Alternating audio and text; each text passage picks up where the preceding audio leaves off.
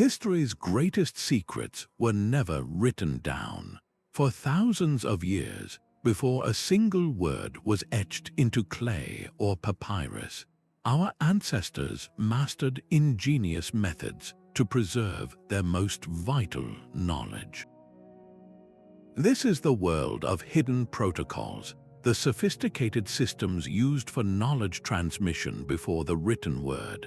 By the end of this journey, you will understand how entire libraries of astronomy, medicine, and law were encoded not in books, but in song, stone, and even the human body. How could a complex legal code be memorized verbatim for centuries? What secret messages are locked within the world's oldest monuments?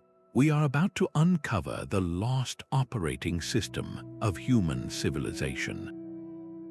What do you believe is our most powerful tool for remembering? Think of the most complex set of instructions you have ever had to memorize. Now imagine that set of instructions is the entire legal and historical record of your civilization. This was the monumental task faced by oral societies. Knowledge was not casually recounted around a fire. It was performed with a rigorous, almost scientific precision. Specific individuals were trained from childhood to become living repositories. They were not just memorizing words, they were internalizing a structure. Rhythmic patterns like the beat of a drum provided a framework. Poetic meters turned dry lists of kings or laws into captivating verse. Melodic chants assigned a musical roadmap to the information, where a wrong note could mean a wrong fact. This was how a genealogy spanning hundreds of years, or a legal code detailing every property, right, and consequence, could be transmitted verbatim across countless generations. The system was fail-safe by design. It required not just one keeper, but many, creating a collective human hard drive where any single error could be cross-checked and corrected by the group. The knowledge itself was alive, constantly rehearsed and reaffirmed in community ceremonies, ensuring that the most vital information for survival, from navigation routes to medicinal plant lore, was never lost to time. This living, breathing library was the indispensable bedrock upon which all other, more hidden protocols would eventually be built. The living library of memory found its most powerful voice in song. A complex legal code or a vast family lineage could not be trusted to ordinary conversation. It needed a vessel built for perfect recall. That vessel was poetry set to music. The epic tales of Homer, for instance, were not merely entertaining stories. They were meticulously designed information systems. The rhythmic cadence of the verse, the predictable meter, and the recurring melodic phrases all served a single, vital purpose: to lock vast amounts of data into the human mind with unshakable permanence. This was cognitive architecture in its purest form. The rhythm acted as a mental scaffold, providing a familiar structure onto which new information could be securely fastened. Think of it like a catchy song you cannot get out of your head, but instead of a simple pop lyric, the melody carries the entire star chart for a sailing season, or the complete pharmacological uses of 24 different plants. Each type of knowledge had its own rhythmic signature. Historical chronicles might use a steady, marching beat to emulate the passage of time, while navigational instructions for open ocean travel could employ a more fluid, wave-like rhythm that mirrored the movement of the sea itself. This was not art for art's sake. It was a sophisticated data encoding protocol. By wrapping essential facts in a beautiful and emotionally resonant package, these songs ensured the knowledge was not just memorized but felt. The performance became a communal act of remembrance, binding the singer and the listener to their shared heritage. This created a self-perpetuating cycle, where the very act of sharing the knowledge reinforced its importance and guaranteed its survival, connecting every generation to the wisdom of their ancestors through the unforgettable power of a shared melody. But the human voice, however powerful, is ultimately ephemeral. To make knowledge truly eternal, our ancestors turned to the one medium that could withstand the centuries: stone. Scattered across the globe, from the stark plains of Salisbury to the coast of Brittany, stand silent sentinels of a forgotten science. These are the megalithic monuments, and we now believe they are far more than simple ritual sites. They are colossal, three-dimensional memory palaces. Think of the most intricate architecture you have ever seen, and then imagine it was not built for living in, but for thinking with. Each massive stone was precisely positioned according to a hidden blueprint, one written in the language of the cosmos itself. The heel stone at Stonehenge, for example, does not just mark a direction. It captures the exact point on the horizon where the sun rises on the summer solstice. The sprawling avenues of the Karnak stones are not a random procession. They form a gigantic calendar and observatory, their alignments tracking the subtle movements of the moon and stars across generations. This was knowledge transmission hidden in plain sight. The entire structure was a permanent physical protocol. A priest or astronomer could walk through this stone computer, reading the seasons from the shadows, calculating time from the alignments, and reciting histories tied to specific pillars. The meaning was etched not onto the rock surface, but into its very relationship with the landscape and the sky. This monumental effort transformed ephemeral knowledge, the kind that could be forgotten or distorted in song, into something eternal and weatherproof. It was a library with stone shelves, its books written in sunlight and shadow, accessible only to those initiated into the secrets of the earth and stars. While stone monuments anchored knowledge to the earth, another civilization engineered a portable and equally brilliant system from something far more humble: string. In the vast Inca Empire, which stretched across the Andes Mountains, administrators managed a complex civilization without a single piece of paper or a written word. Their entire bureaucracy, from tax records to census data and historical chronicles, was encoded in an intricate system of knotted cords called the Quipu. Picture a main cord hanging down with dozens of colorful pendant strings tied to it. Each string was a line of data, a sentence in a story told entirely through touch and sight. The type of knot represented a number, its position on the string indicated the place value, and the color of the cord signified the subject, whether it was a count of livestock, a quantity of grain, or a record of time. This was not a simple abacus, it was a physical, three-dimensional database.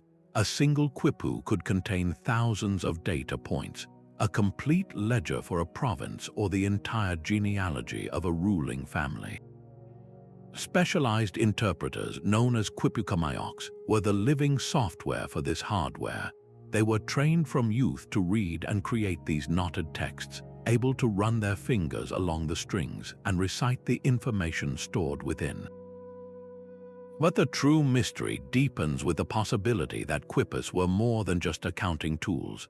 Some researchers now believe that certain complex quipus, with their unique structural patterns and color sequences, may have encoded narratives, laws, and even epic poems, transforming them from spreadsheets into books. This was a hidden protocol woven directly into the fabric of their culture, a binary language of knots that allowed a sprawling empire to function, remember, and tell its story, all without ever writing a single word. While the Inca encoded data in string, other cultures discovered a way to store entire libraries within the human form itself. This was the world of ritualized dance, a dynamic and living encyclopedia where every gesture held meaning. In these traditions, dance was never mere performance. It was a vital protocol for survival. Complex choreographies encoded everything from creation myths and historical battles to the most practical of skills, the precise way to track an animal, the correct timing for planting seeds, the intricate process of weaving a basket. Each stomp of the foot, each arc of an arm, and each formation the dancers moved into was a precise symbol, a piece of data in a physical script. A spiral might represent a journey to the underworld.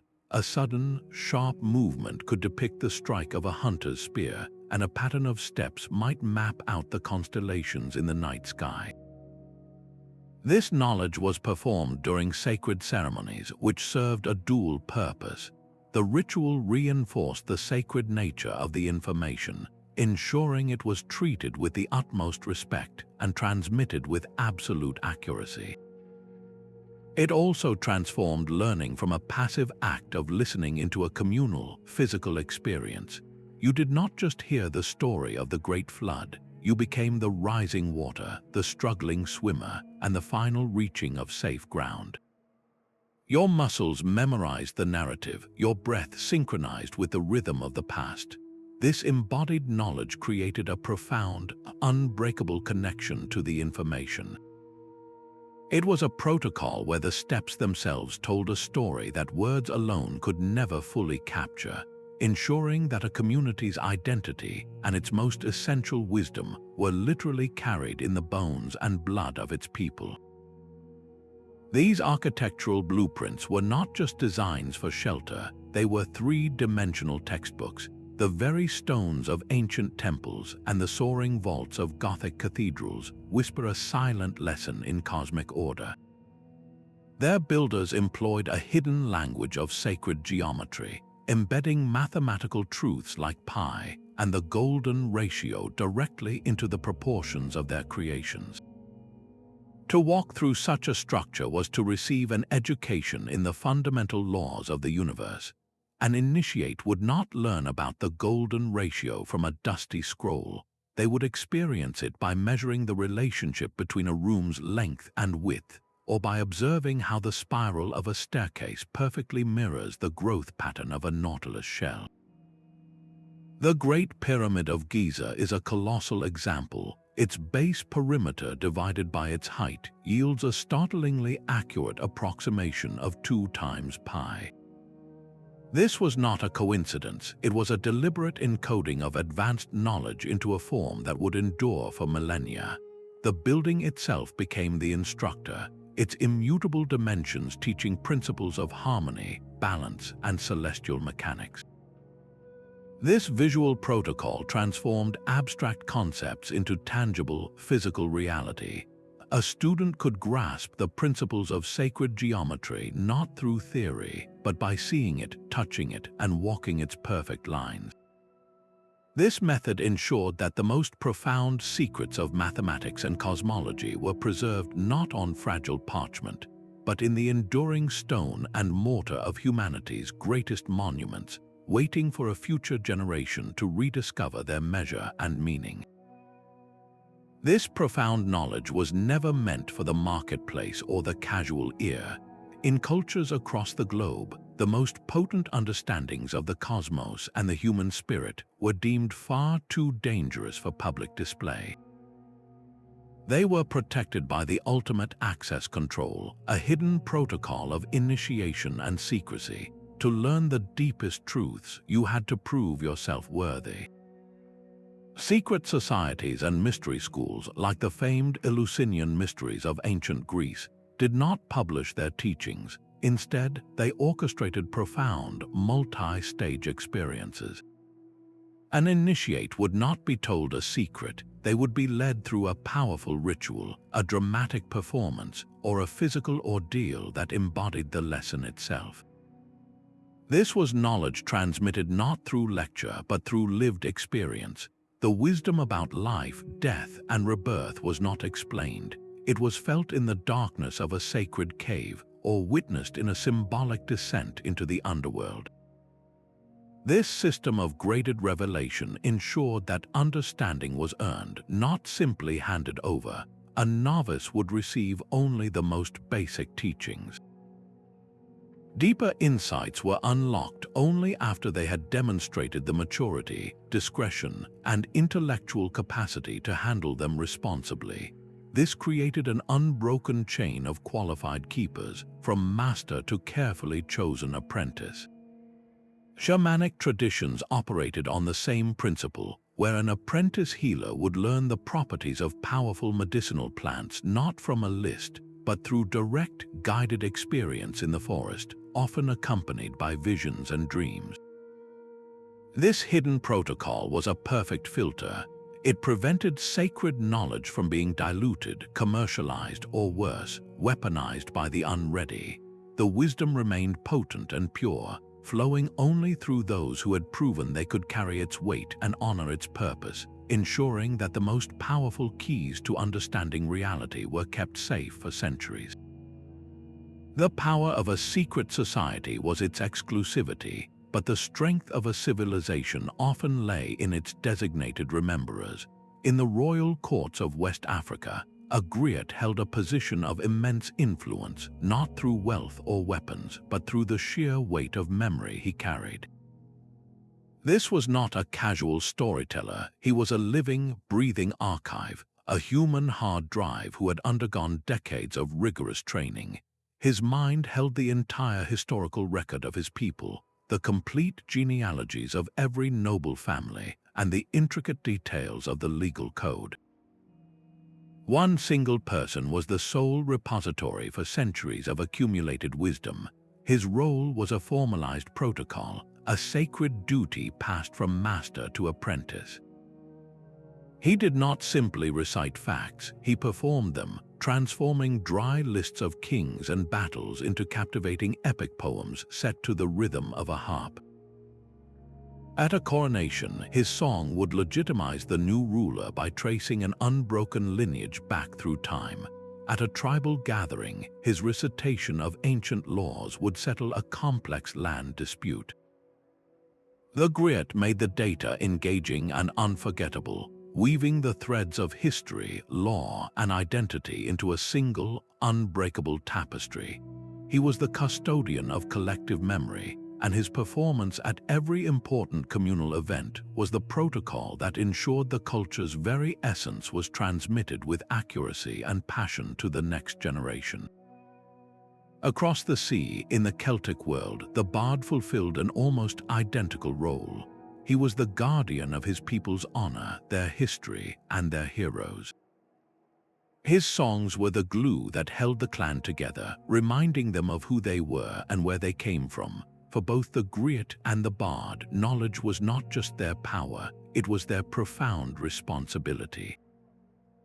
They stood as the living bridge between the past and the future, their voices ensuring that the wisdom of the ancestors never fell silent. A painted handprint on a cave wall is far more than a signature. It is a powerful claim to identity, a data point in a vast, open-air archive.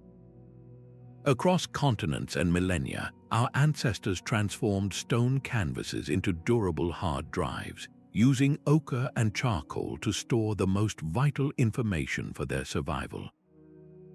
This was the symbolic tapestry, a global protocol of images that predated writing by tens of thousands of years.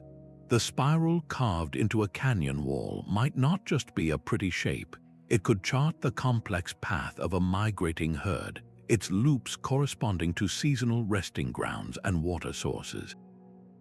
A series of dots painted beside an animal figure might encode a lunar calendar marking the optimal time for the hunt. Each symbol was a multi-layered file containing information on genealogy, spirituality, and practical ecology, all compressed into a single, enduring glyph. This visual language possessed a universal power that spoken words lacked. It could cross linguistic boundaries. A person from a distant tribe, encountering a specific symbol of a zigzag line above a circle, would instantly recognize it as a warning of a dangerous river crossing or a map to a sacred spring. The entire landscape became a living library, with each painted cave, each etched boulder, serving as a chapter in a collective survival guide. To know how to read this code was to possess the key to the land itself, unlocking knowledge of where to find food, water, and shelter. This was not art created for decoration. It was a sophisticated data storage system, a permanent record etched directly into the world, ensuring that the wisdom of the first people would endure for countless generations to come. The sky was not just a spectacle, it was the original clock and compass. For the Polynesian voyagers who settled the vast Pacific Ocean, this was a matter of life and death.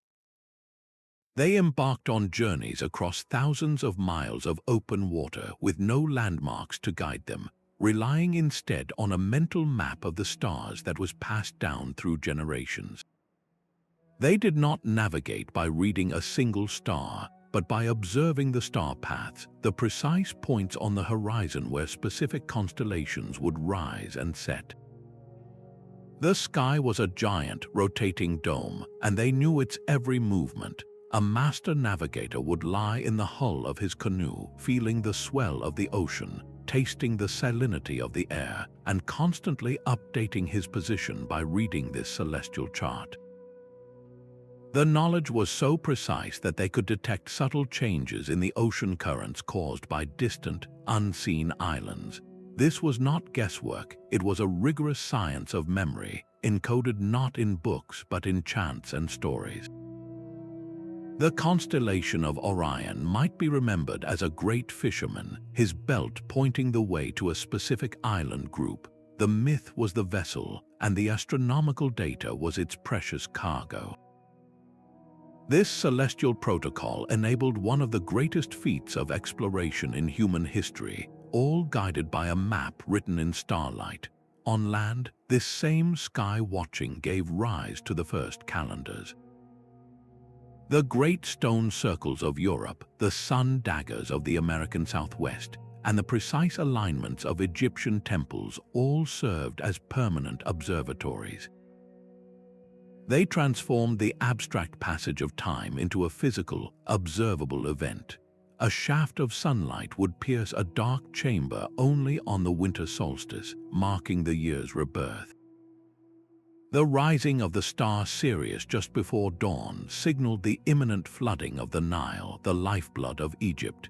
These were not just religious ceremonies, they were critical agricultural alerts, societal reset points embedded into the very fabric of the cosmos.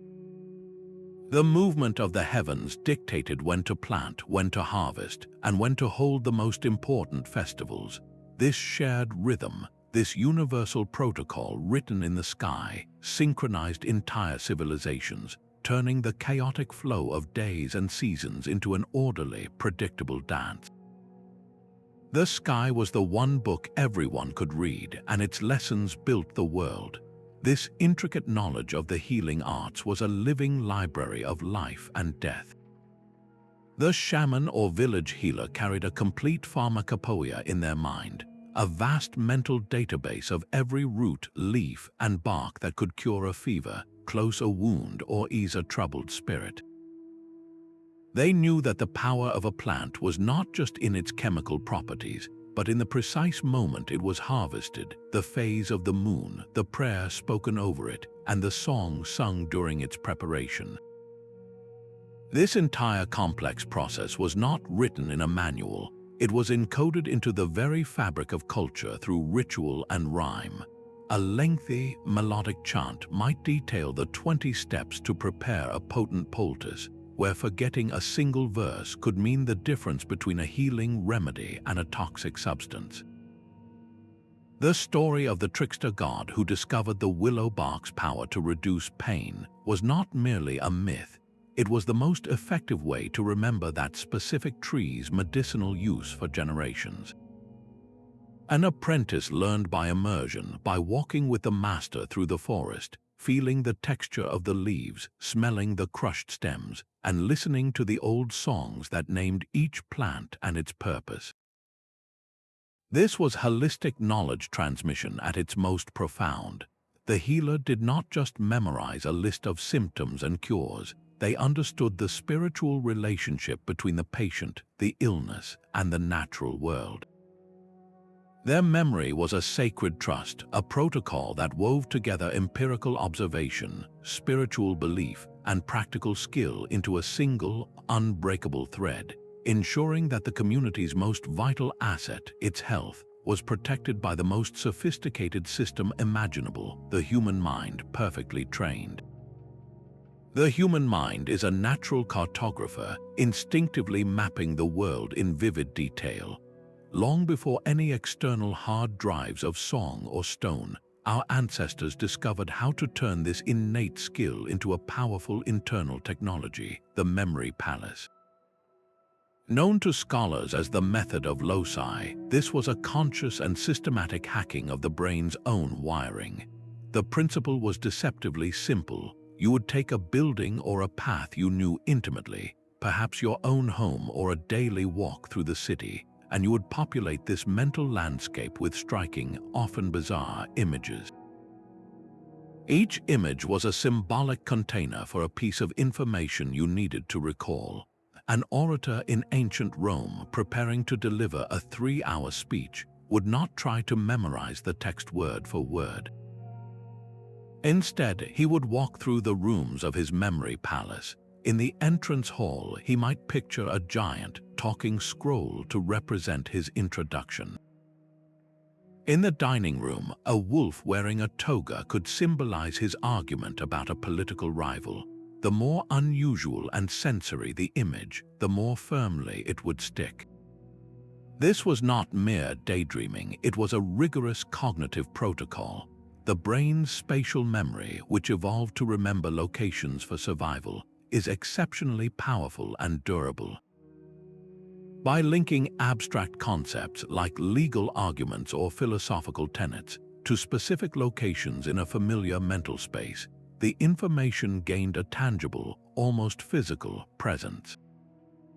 You were not just remembering an idea, you were remembering where you left it. A priest could use this technique to recall the exact order of a complex, hours-long ritual, each step triggered by moving to the next chamber in his mind. He would mentally open a door and see a golden bowl overflowing with light, reminding him to begin the libation. He would turn a corner and see a statue with arms raised, signaling the time for a specific chant.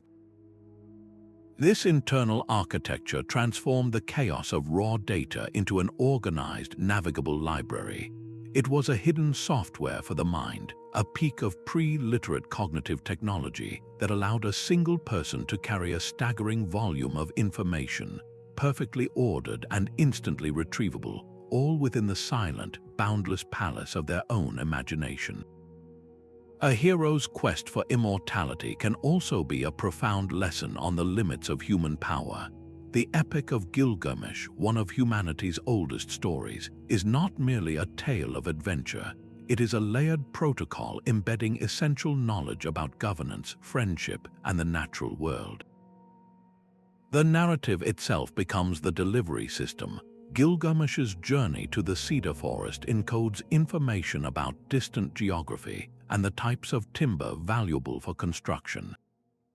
His encounter with the flood survivor, Utnapishtim, preserves a vital memory of a catastrophic, real-world event, passing down a warning about environmental upheaval through the powerful vehicle of drama.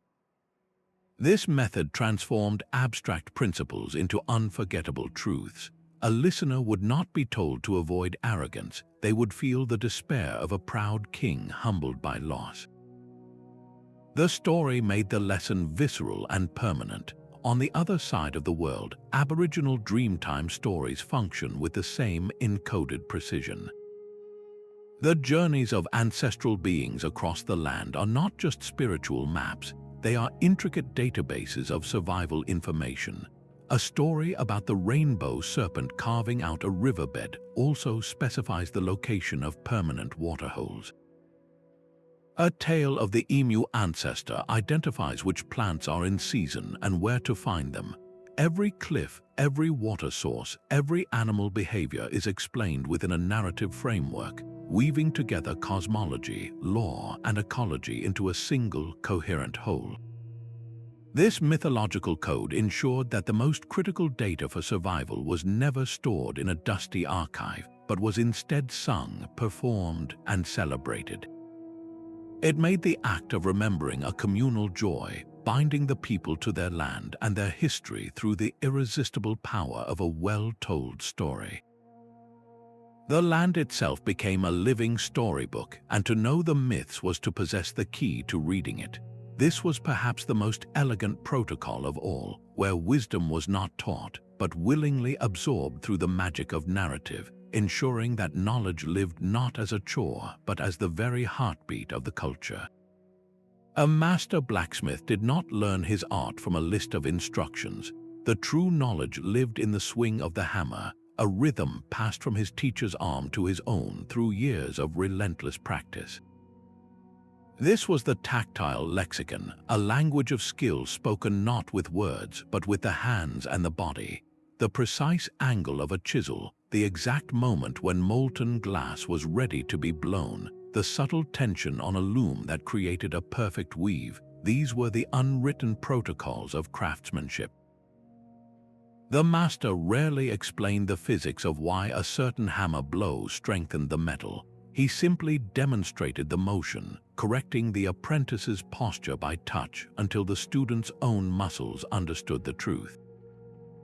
This was tacit knowledge, a deep, embodied wisdom that could only be transferred through shared physical experience. The craft was more than a trade, it was a living archive. The oral lore that accompanied the work was its vital metadata.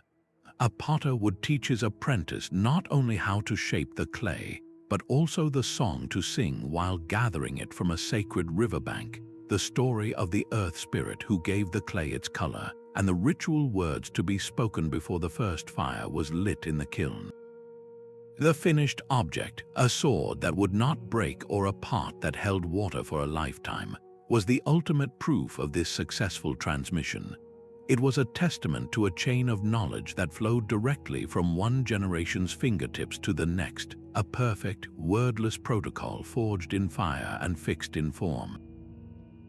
The rhythmic beat of a drum could carry a message faster than any runner. Across the dense rainforests of Central Africa and the vast plains of the Americas, communities developed a sonic telegraph, a communication system built entirely on percussion. This was not a simple code of a few warning beats. These drum languages were so sophisticated they could mimic the very tones and rhythms of spoken words. In tonal languages, where a word's meaning changes with its pitch, the drum became a voice. A high tone might be represented by a sharp, quick strike on the smaller end of the drum, while a low tone came from a deep, resonant boom from the center. The drum did not just signal, it spoke. It could articulate entire sentences, transmitting news, poetry, and proverbs across valleys and through forests. A specific, intricate pattern might announce the birth of twins in one village, a rhythm heard and understood clearly in a settlement miles away. Another sequence could report a successful hunt, detail a trading invitation, or issue an urgent warning about a predator on the move. To the untrained ear, it was just a captivating rhythm, but to those initiated into its meaning, it was a clear and immediate conversation. This auditory protocol was a masterpiece of social engineering. It was a network that was both open and encrypted. The sound traveled openly to all, but its true meaning was locked behind the cultural cipher of language and context. Only someone who shared the mother tongue and the cultural knowledge could decode the message hidden within the beat. This allowed villages to maintain constant, real-time contact, turning separate communities into a single, interconnected nervous system, all coordinated by the timeless, urgent language of the drum.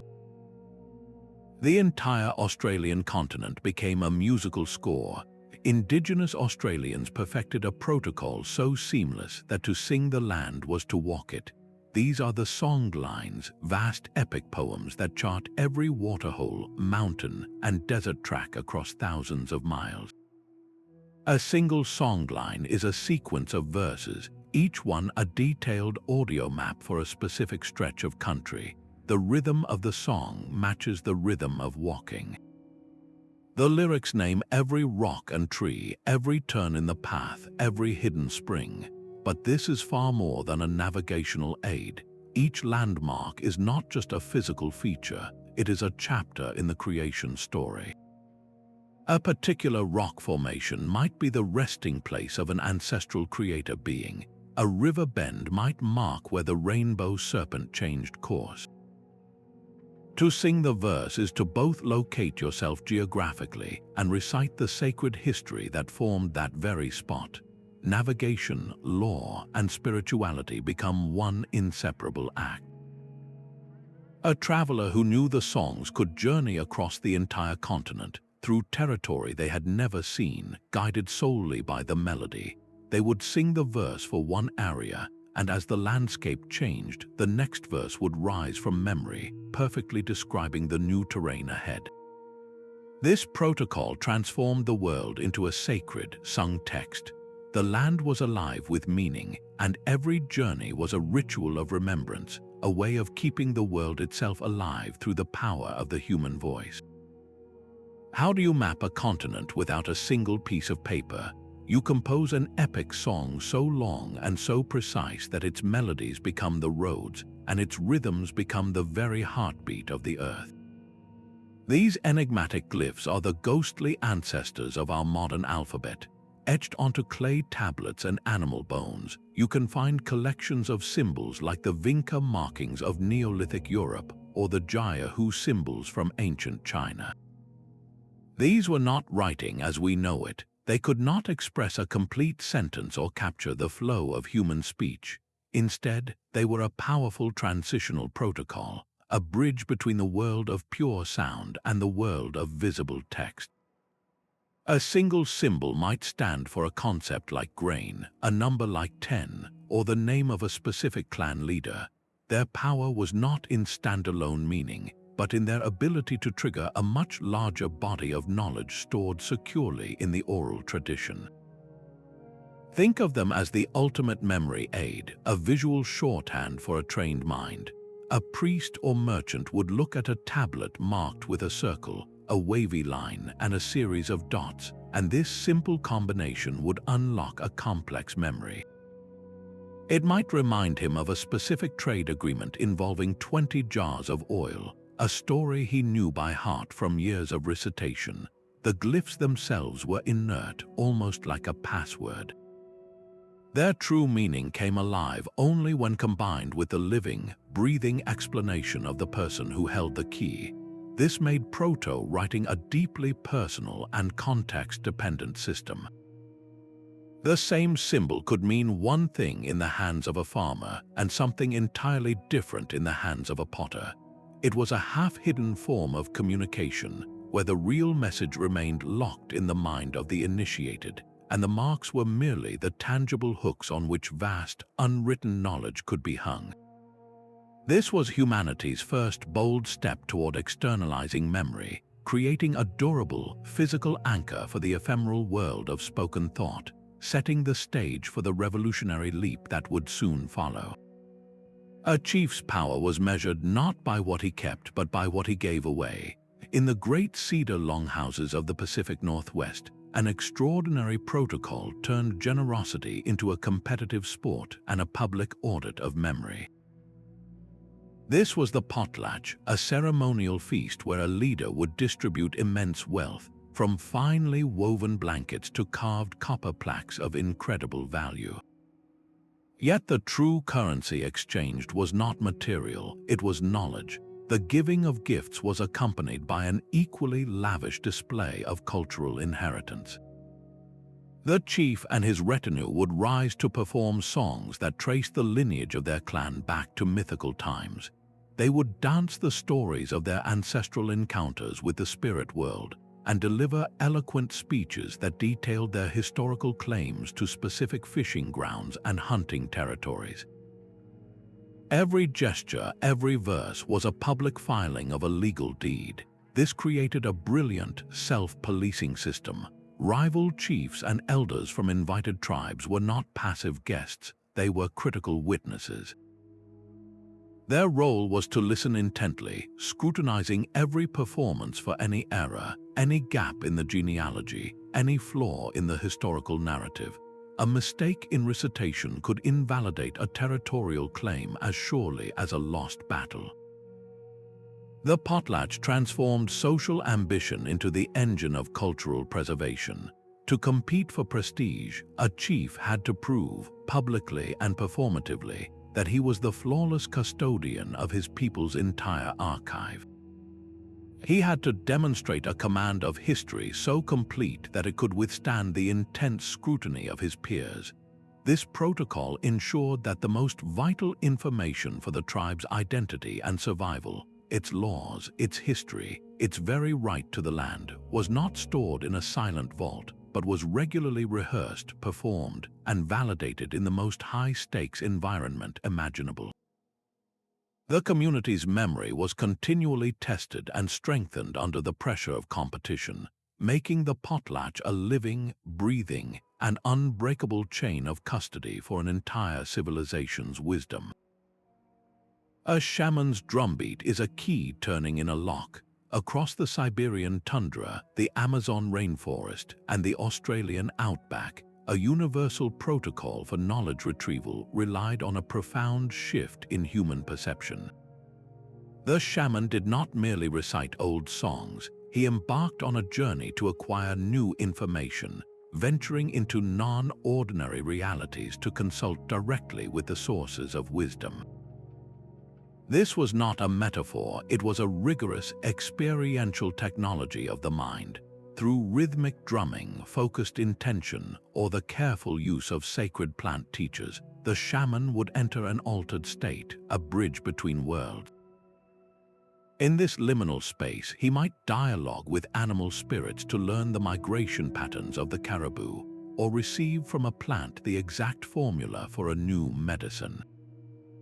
The knowledge was not stored in a dusty archive, but was alive and communicative, waiting in the spirit of the forest, the river, or the wind. The journey itself was the data transfer. The shaman was the living modem, downloading vital intelligence from what his culture understood as the ultimate source code of reality.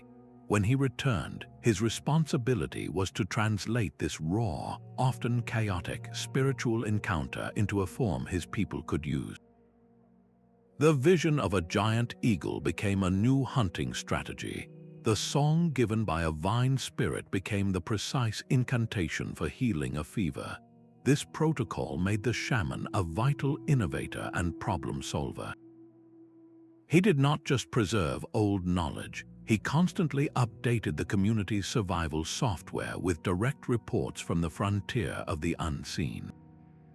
His very body and mind became the instrument of discovery, proving that the most profound truths were not something to be remembered, but something to be visited, a living stream of information that flowed only to those brave enough to journey beyond the limits of the everyday world. In the cold air of the Icelandic Althing, the law itself had a voice. It did not reside on parchment but in the breath of the skald, a poet who held the entire legal code of the Norse people within his memory. At the annual assembly, where free people gathered to settle disputes and govern their society, the skald would rise to perform the law. His recitation was not a mere reading, it was a formal, binding declaration. The complex web of inheritance rights, property boundaries, and rules of conduct were all woven into a precise, alliterative verse. This was a legal system built on rhythm and sound. The poetic meter, with its hammer strike of repeated consonants, acted as a mental cage, locking every clause and exception into an unchangeable sequence. A single misstep in the rhythm, a single wrong syllable, could alter the meaning of a verdict or invalidate a centuries-old right. The skald was the ultimate arbiter, a human repository whose flawless performance guaranteed the law's consistency. This protocol made justice a public, participatory event. Anyone present could hear the law spoken aloud in its entirety, understanding their rights and responsibilities directly from the source. There were no hidden statutes, no secret interpretations locked away in a chieftain's chest. The law lived in the open, repeated year after year, its familiar cadences a reassurance of societal order. The artistic form was not decoration. It was the very mechanism of enforcement, transforming dry legal code into an unforgettable song that every free person could, in time, learn to recognize and uphold. The skald's voice was the sound of social contract, a living constitution that ensured the law remained a shared possession of the people, not a secret weapon of the powerful. A master's hands held secrets no book could ever capture.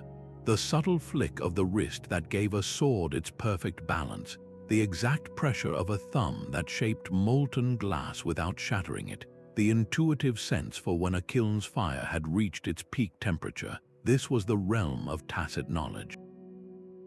These were the skills that built cathedrals and forged empires, and their transmission required a protocol more intimate than song or story, the generational relay of the master and apprentice. This was not a teacher giving a lesson. It was a master living a craft with a young person embedded in their daily rhythm for years, sometimes decades. The apprentice did not learn from instruction but from immersion. He slept in the workshop, ate his meals there, and breathed the dust of the craft until its patterns became his own. The learning was silent, absorbed through the eyes and the muscles. A master stonemason would carve a complex gargoyle, and the apprentice would watch, not just the chisel, but the set of the master's shoulders, the focus in his eyes, the almost imperceptible adjustments he made to the angle of his tool against the grain of the stone. Then the apprentice would be given a simple block and told to replicate the feel of the motion long before he was trusted with the final form. The correction was physical, a guiding hand on his own, a repositioning of his feet for better balance. Words were sparse. The true language was one of demonstration and mimicry. This slow, painstaking process was the only way to transfer the deep, embodied intuition that separated a functional object from a masterpiece. It created an unbroken chain of expertise, a living lineage where the master's lifetime of accumulated wisdom, his very nerve endings, were effectively rewired into the mind and body of his chosen successor. This guaranteed that the most advanced arts and technologies did not merely survive, they evolved, each generation adding its own refinements to an ancient and continuous conversation held not in words, but in the silent, perfect language of skilled hands at work. The rhythmic hum of 100 voices chanting in perfect unison is more than a spiritual practice. It is a cognitive engine. Within the hallowed spaces of temples and the ceremonial grounds of indigenous cultures, this ritual of repetition became one of the most robust protocols for knowledge preservation. The act was never casual or haphazard. A sacred text, a complex genealogy, or an entire creation myth was recited by the community on a fixed schedule, aligning with the cycles of the moon or the turning of the seasons. This transformed memory from a fragile, individual responsibility into a durable, shared possession. The power of this system lay in its dual reinforcement. On a synaptic level, the rhythmic, melodic chanting carved deep neural pathways, making the information almost impossible to forget. The brain thrives on pattern, and the ceremonial recitation provided a predictable, powerful framework that locked words into a specific, unchangeable sequence.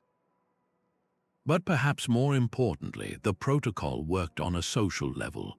In the collective voice, any individual error stood out starkly against the unified chorus, allowing for immediate, implicit correction.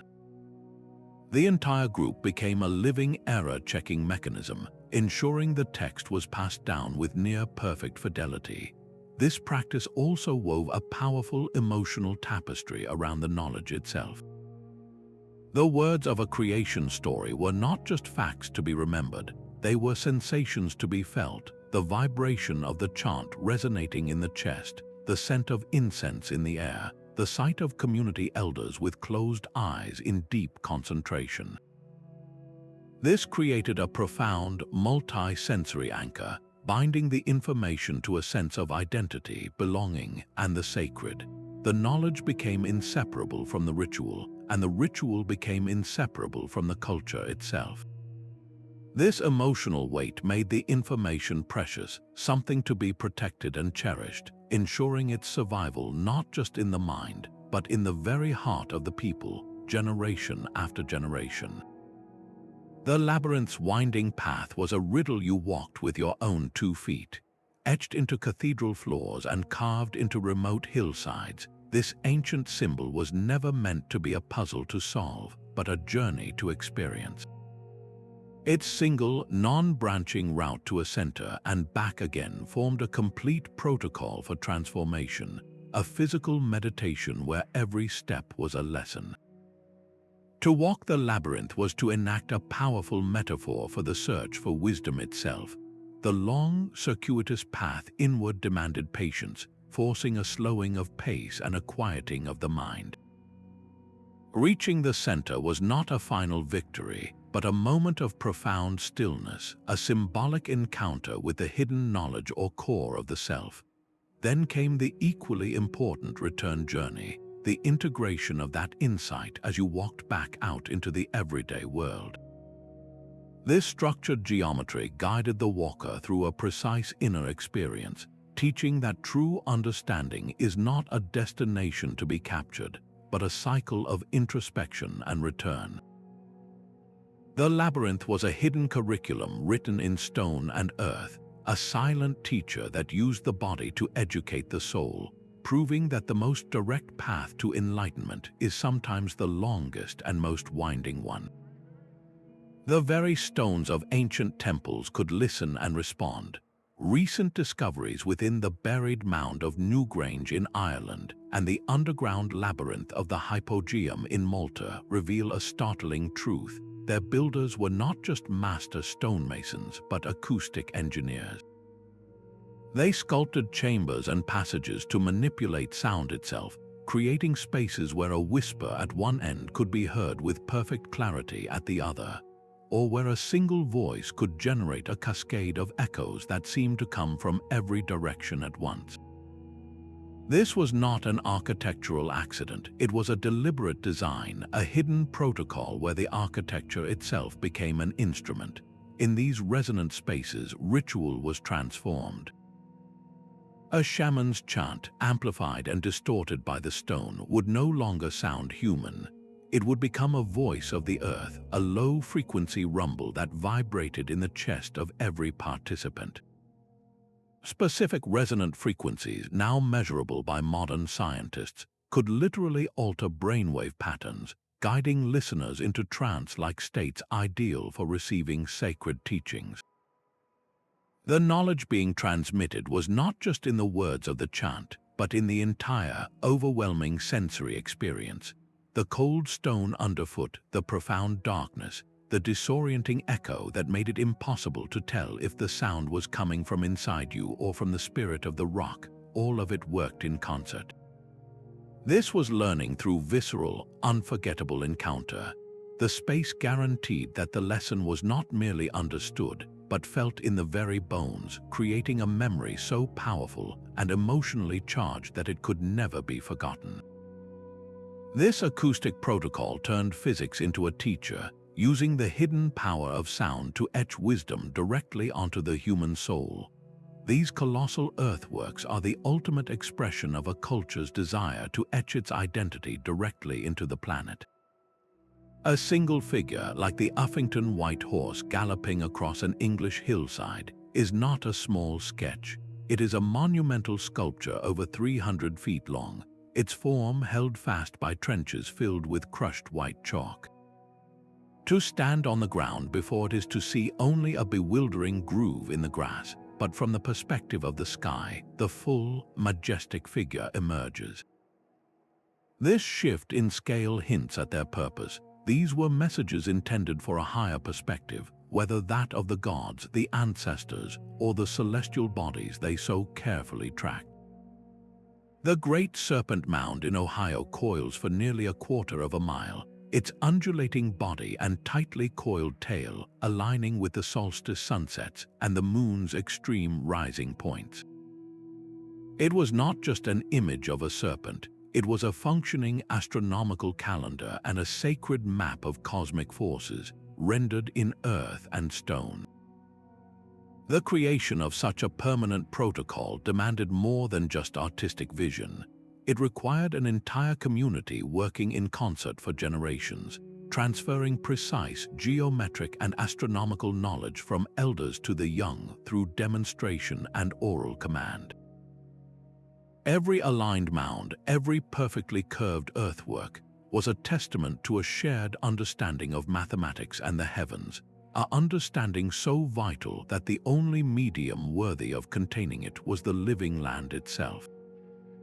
This transformed the entire territory into a sacred text, a declaration of belief and knowledge so immense it could never be burned, lost, or forgotten, ensuring a culture's deepest truths would outlast every spoken word and every mortal keeper.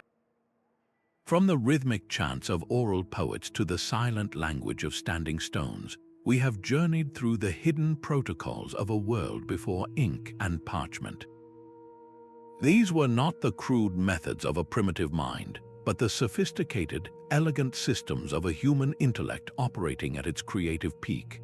Our ancestors were master engineers of cognitive technology, architects of memory who transformed song, dance, art, and architecture into vast, enduring libraries of wisdom. They understood that knowledge was far too vital to be entrusted to a single, fragile medium. It had to be woven into the very fabric of life, sung into the muscle memory of the community, and carved into the bones of the earth itself. This exploration does more than satisfy a historical curiosity. It reconnects us with a profound and nearly lost way of knowing. It reminds us that knowledge is not, and never was, the exclusive domain of the written page. It is a living, breathing force passed hand to hand, voice to voice, and generation to generation through the sheer, brilliant force of human ingenuity. We invite you to look at the world's ancient mysteries with fresh eyes. Which of these hidden protocols resonates most deeply with you? Was it the celestial maps of the Polynesian navigators, the living legal code of the Norse Skald, or the sung geography of the Australian songlines? Share your thoughts in the comments below, and if you are captivated by these journeys into history's greatest enigmas, subscribe to continue exploring the secrets hidden just beneath the surface of our past.